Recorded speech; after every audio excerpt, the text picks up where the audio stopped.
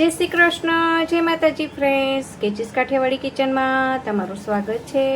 આજે હું તમારા માટે ઝટપટ બની જાય એવી ઉનાળુ સ્પેશિયલ આપણે દેશી કાળા જે ચણા આવે છે તે ચણામાંથી એક બહુ જ ટેસ્ટી ખીચડી લઈને આવી છું। ઉનાળામાં કાકડીના રાયતા જોડે કઢી જોડે ખાઓ તો તે ખૂબ જ મજા આવતી હોય છે। તો ચાલો બનાવવાનું શરૂ કરીએ। ઇન્ગ્રેડિયન્ટ જોઈએ। મેં 2 મીડિયમ સાઇઝની ડુંગળી રફલી ચોપ કરીને લીધી છે। તમે નાની મોટી સુધારી શકો છો। એક ટમેટું છે અને એક બટેટું મોટું નંગ છે, જેના 4 મોટા ટુકડા કરી અને ધોઈને કમ્પ્લીટ કરીને રાખેલા છે। આ છે લસણ અને મરચાંની પેસ્ટ અને આ છે 2 વાટકી ચોખા। તમે તમારે ખાવા હોય તે પ્રમાણે બાસમતી કે કોઈ બી લઈ શકો છો, પણ આ સુરતી ચોખામાં બહુ સરસ લાગતી હોય છે। અને હવે તમને બીજી ઇન્ગ્રેડિયન્ટ્સ બતાવું, જે છે આપણા ચણા, જે દેશી કાળા ચણા પણ તમે કહી શકો છો। એ સ્પ્રાઉટ છે કરેલા, તે બહુ એની ખીચડી ખાવામાં ખૂબ જ ટેસ્ટી લાગતી હોય છે। તો ચાલો એને બનાવવાની પ્રોસેસ કરીએ।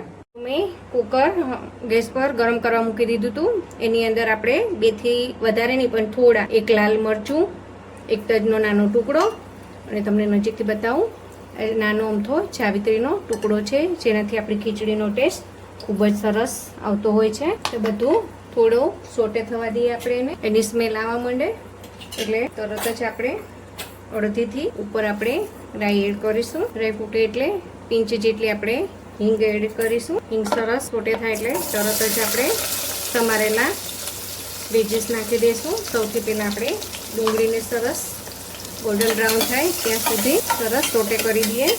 તમે તમારી પાસે જે શાકભાજી હોય તે તમે ભાવતા હોય તે પણ તમે લઈ શકો છો, પણ આ ઓછા ઇન્ગ્રેડિયન્ટ્સમાં પણ ખૂબ જ ટેસ્ટી એવી ખીચડી બનીને રેડી થતી હોય છે। અને ધીમી આંચ પર આપણે સરસ ગોલ્ડન બ્રાઉન થાય ત્યાં સુધી એને સોટે થવા દઈએ। આપણી ડુંગળી 1 મિનિટ થઈ ગઈ છે, સરસ સતળાઈ ગઈ છે।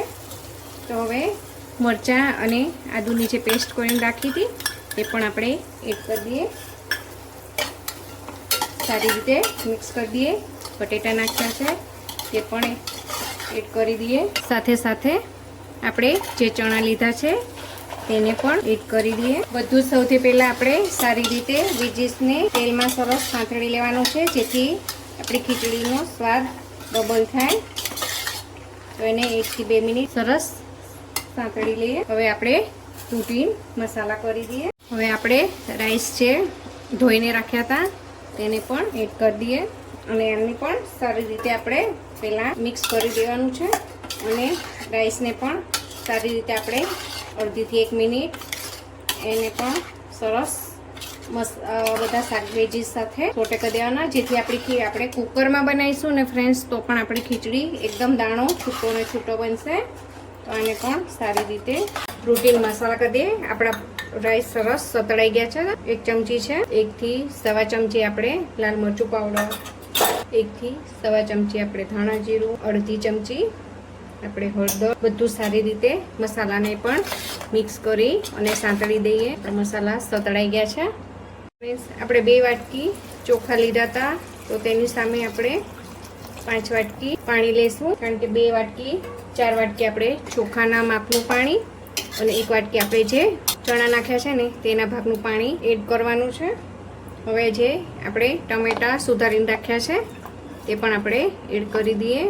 તમે લીમડો કે બીજી કોઈ પણ વસ્તુ નાખવી હોય તે નાખી શકો છો। મારી પાસે અત્યારે અવેલેબલ નથી એટલે હું નથી નાખતી। હવે 1.5 ચમચી જેટલું મીઠું એડ કરીએ। બધું સારી રીતે મિક્સ કરી ઢાંકણ ઢાંકી અને હાઈ ફ્લેમ પર 1 વિસલ અને સ્લો ટુ મીડિયમ ફ્લેમ પર 2 વિસલ કુકરની કરશો એટલે તમારી ખીચડી બનીને રેડી થઈ જશે। કુકરનું ઢાંકણ ઢાંકી દઈએ। હાઈ ફ્લેમ પર 1 સીટી અને સ્લો ટુ મીડિયમ ફ્લેમ પર 2 સીટી, અને કુકરને ગેસ બંધ કરીને તરત જ હવા નથી કાઢવાની, એને રૂમ ટેમ્પરેચર પર આવવા દઈ અને એની જે અંદરની એર છે પૂરી રિલીઝ થાય પછી જ આપણે કુકર ખોલવાનું છે। તો ચાલો સીટી કરી લઈએ। આપણે ખીચડી જોડે એક બહુ સરસ ઠંડુ રાયતું બનાવીશું।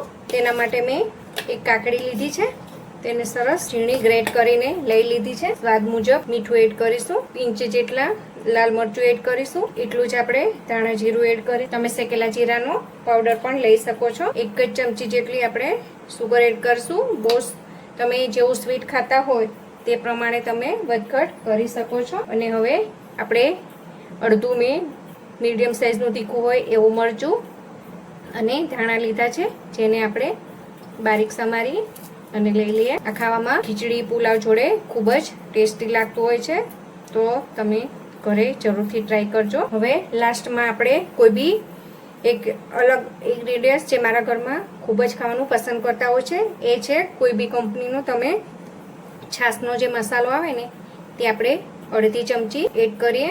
એનાથી આ રાયતાનો ટેસ્ટ ખૂબ જ ચટપટો આવતો હોય છે, જે ખાવામાં ખૂબ જ મજા આવતી હોય છે.